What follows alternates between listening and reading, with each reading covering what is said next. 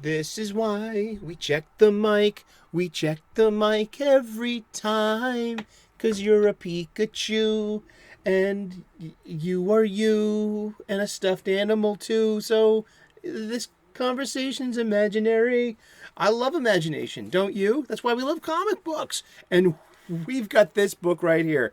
The Golden Age of DC Comics, 365 days. This was given to me, this hardcover coffee table book was given to me about 2 decades ago by one of my best friends. This has been surfing my coffee table ever since, and a constant source of comic book shop style conversations, the kind I wish to recreate today with you right here, right now. We're using this 365 days book for its intended purpose. We're going to turn to today's date, which is December the 11th. We are going to look at some comic book art of an antediluvian age. We're going to read the blurb, and then we're going to talk about comic books.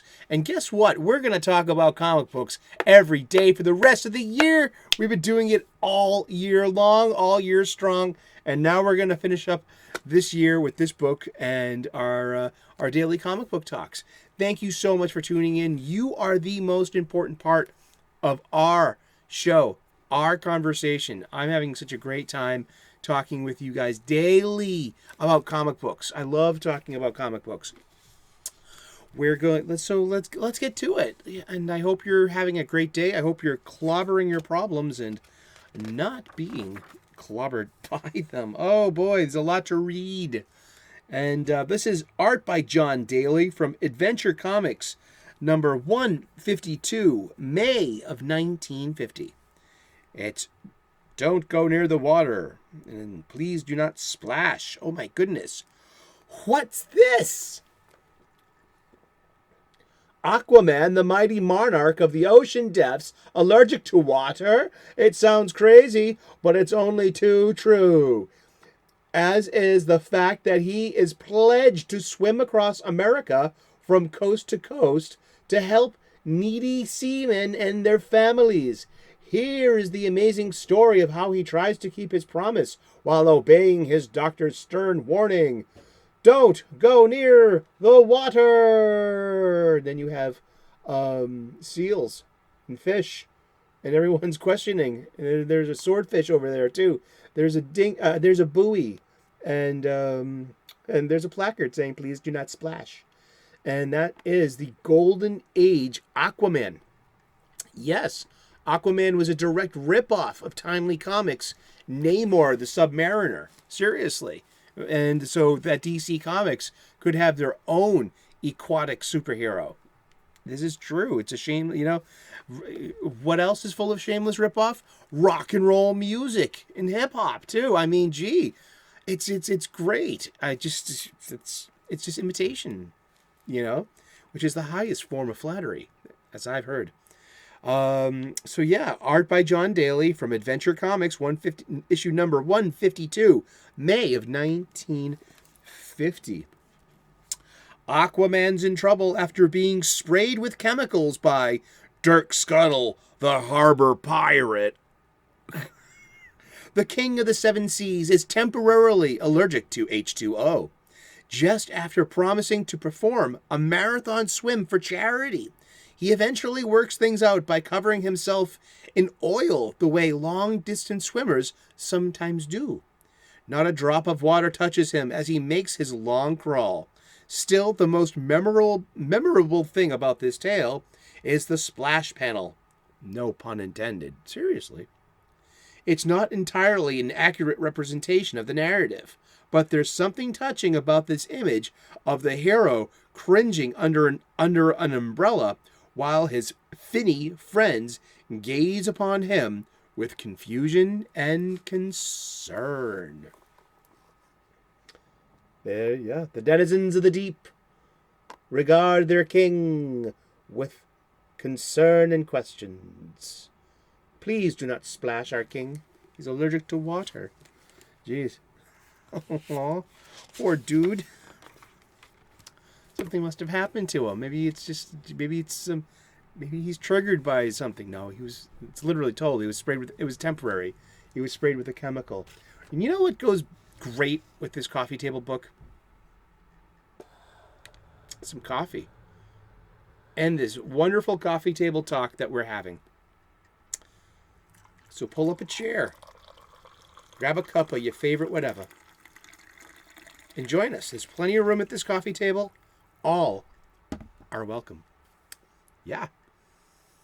Dudes, chicks, lefties, righties, red pills, blue pills, white pills, black pills, the whole fucking spectrum.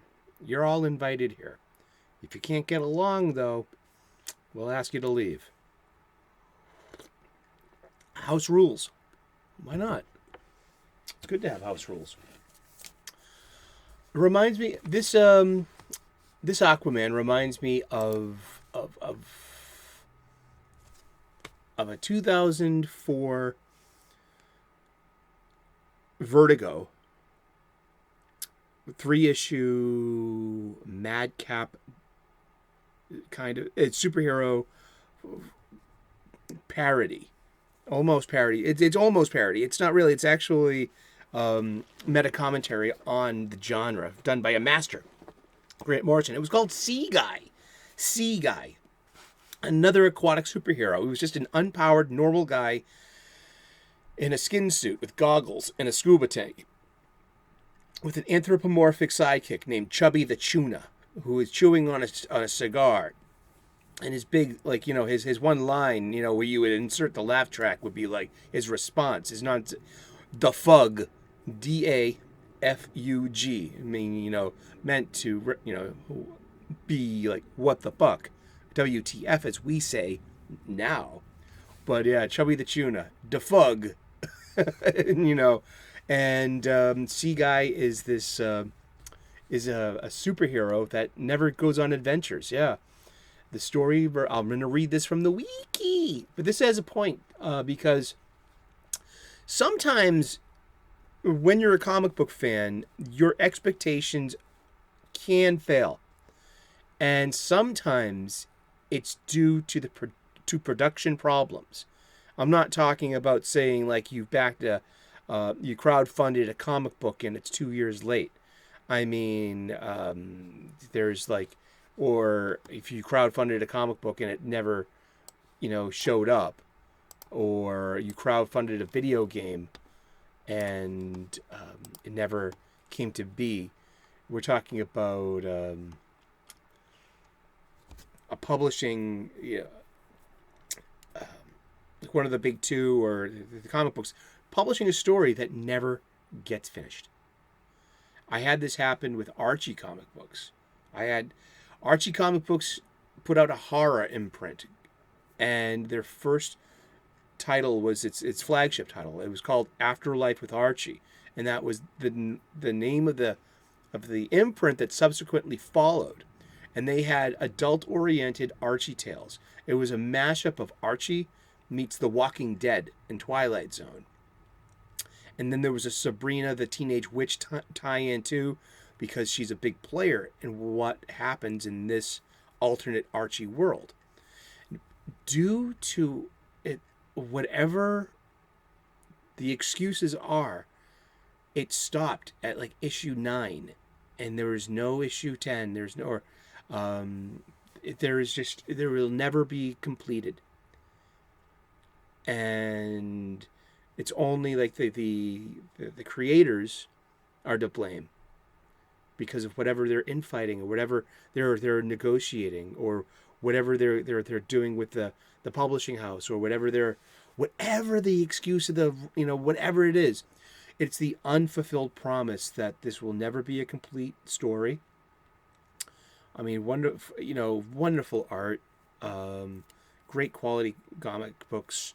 It was one of the biggest disappointments recently, being a comic book fan, like going to the what I call the Funny Book Bodega, my local comic shop. Many local comic shops around here too. I like to be able to go and make sure and contribute by buying their goods. These stores will only stay open if we frequent them and literally buy stuff while we're there. Exactly. So Sea Guy, we're gonna swim back. We're gonna do a lap around the pool. Sea Guy was written by the amazing Grant Morrison. Grant Morrison is a huge name in modern comics. He just knows the comic book tropes and genres very well. The superhero stories. He's like encyclopedic golden, silver, bronze, copper age. He's just one of the big writers of the late 80s, early 90s, in the early 21st century. Wonderful. One of my favorite all-time comic book writers. Seriously. So the first volume of Sea Guy was released in 2004. Then came a second volume of Sea Guy called The Slaves of Mickey I, and that was another 3 issues released in 2009. There was supposed to have been a third and final act of Sea Guy called Sea Guy Eternal, but it's yet to be published, and it's now going on 2023. And that was 14 years ago. And this story will never be complete. It's never going to come full circle. It's never going to have the promise fulfilled of the completed story. Or is there a tacit agreement that there will be a conclusion to a story that was supposed to have been concluded? So I feel as though I'm wasting space in my long boxes and in my comic book collection by having these incomplete stories that will always be incomplete. It was not due to my lack of diligence about not going down and hustling down that one issue. It's about the inability for the creators and the publishers to produce it. And so whatever happened with Afterlife with Archie, it soured me on Archie comics. Really, just like and the audacity to name your imprint after the flagship title that you couldn't even give closure to. And what about us, the fans that were tuned in, that were expecting the next issue, that all we have is an incomplete story? Thank you, Archie Comics. I mean, seriously, I wish I could send these back to you and be like, here, you keep your incomplete story. I have no room for this, literally. I don't. And I guess the same has to go with Sea Guy. And which was just a weird kind of, it's a very purposefully weird deconstruction superhero using just a sense of silliness that over time turns into seriousness. And so Morrison, they had this all planned. This is from the wiki, but from the Sea Guy. This is Morrison. He's expanding on the broader themes. By the time we get into the third book, it's quite a serious superhero story. This is my Watchmen, really. This is where I'm really getting to talk about the idea of the superhero. It's kind of a conspiracy story. It's something like The Prisoner, the 1967 wonderful show of 17 episodes that I love. We're starting to see more and more about what actually happens. This series is a transition from the world we're living in today into the world of Sea Guy, which is taking place maybe 50 to 70 years in the future. So believe it or not, it's actually quite realistic in the end, in the sense that it's going to explore how the world got that way and why it got that way and the real piece of crap that's behind it all. It's a big superhero book. The thing that it's closest to my previous work is All-Star Superman, a 12-issue wonderful celebration of the iconic American superhero. But yeah, there was supposed to have been a third volume, and it never came to be. And I mean, I have no idea if it would ever be finished. And because one of the other half of the battery, we have Grant Morrison, the writer, and we had the artist. His name was Cameron Stewart, and he was a really good artist. He did a lot of, he did Batgirl, he did a really, a Batman and Robin, and an issue of Morrison's Multiversity that was really good. That was the Thunderworld one with the real Captain Marvel, and he did work on Catwoman. He he painted himself into trouble in June of 2020. Stewart, reading it through the wiki, Stewart was accused by multiple people of predatory sexual behavior. At the time of the events happening, the accusers were fans or aspiring artists in their teens and early 20s, and Stewart was in his 30s. The accusers said that he used his status as a professional artist to get them to trust him, while along with this was a pretext for his real intent of making sexual advances or brooming. DC dropped Stewart from the unannounced project he was working on, and creators of Image Comics canceled the Stewart variant of their next issue of the series. So, I mean, yeah, now you have the artist is now has a radioactive half-life and a toxicity that he's unhireable. I mean, the last thing he did before 2020 was the sequels of Fight Club, along with the author Chuck Palahniuk. So these were sequels of the book Fight Club. So it was called Fight Club 2 and Fight Club 3. And, I mean, Fight Club 2 is a mess. A horrible comic book. Talk about taking up space in my long box. But at least he completed the story. There is a Fight Club 3. I haven't touched it. Fight Club 2 was so horrible. I mean, the wiki for Fight Club 3 is a single sentence. I mean, it has the plot is a single sentence in a wiki. It says it was published from January to December of 2019, 12 issues, and it was written by Chuck Palahniuk. Artist was Cameron Stewart, and it's a sequel to the Fight Club 3 is Chuck Palahniuk's second comic book, meta sequel to his 1996 novel Fight Club. Fight Club 3 consists of 12 issues, with the first issue being released in January 30th, 2019. I've seen it on the shelves of my funny book bodega in Harvard Square at NEC, and I was like, really? There's a Fight Club 3? It's a Dark Horse comic book, beautiful paper, beautiful covers, beautiful art, but I mean, the story is just terrible. And the plot is just, here it is in a single sentence. Marla Singer is about to deliver her second child, but the father isn't her husband. It is his alter ego, Tyler Durden. And the whole plot of the first one was that, of the second, Fight Club 2, was like Marla was bored in her relationship. And so she brought Tyler back to spice up, the marital bed. But yeah, I mean, so here we have this is what happens when creators are the problem when it comes to, fulfilling the promise of a story. I don't know if C Guy is a good example.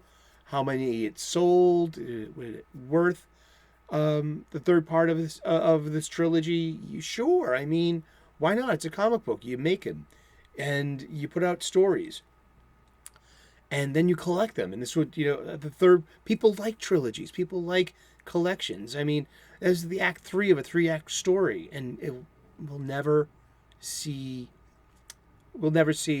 C Guy 3, and there's only so much I can be hurt over this. I'm not, you know what I mean?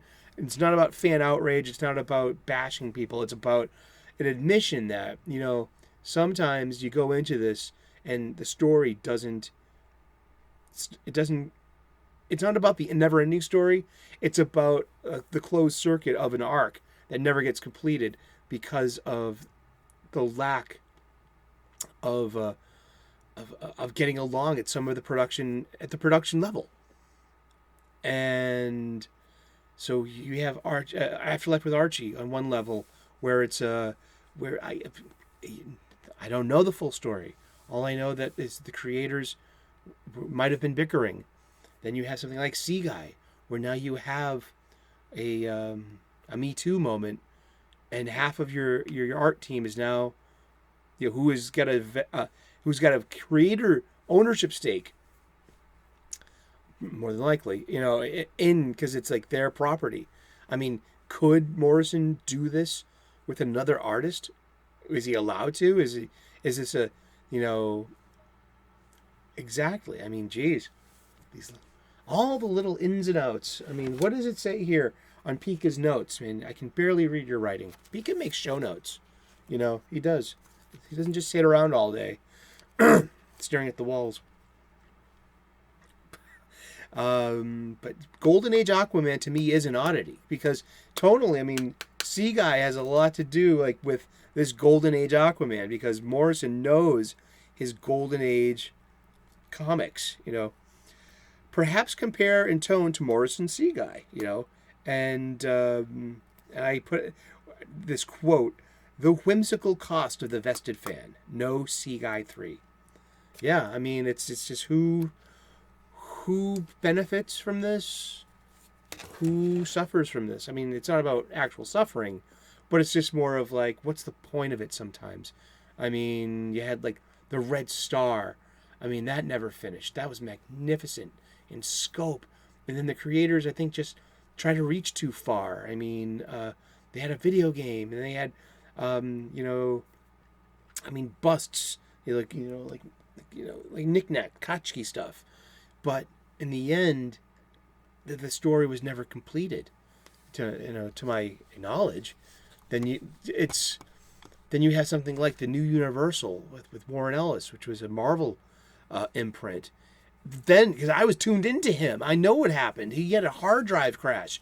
After that, he had a mantra of Dropbox, Dropbox, Dropbox, to always have a cloud backup of whatever he was writing, because he lost so many unfinished scripts and everything. I remember, I had a few Twitter conversations with him here and there, and he said to me, "You think you're being funny right now?" And I was like, "Yes, my dark lord of words." But he was like adamant, we do not. We're not your employees, and we're artists. I can dig that, and I can dig the why we never got those finished comics and those finished stories, because he already wrote them, and that was like the big mystery of Warren's hard drive. And there's a story, something like he put it out to a store and it got looted or something, and then I was tuned into Warren Ellis's thing, and he's another one of these Me Too, post Me Too, and now they're toxic and can't be hired anymore. Exactly. It's but what's the cost of, what does it matter to the fan that with the incomplete story? They're taking up space in my long box.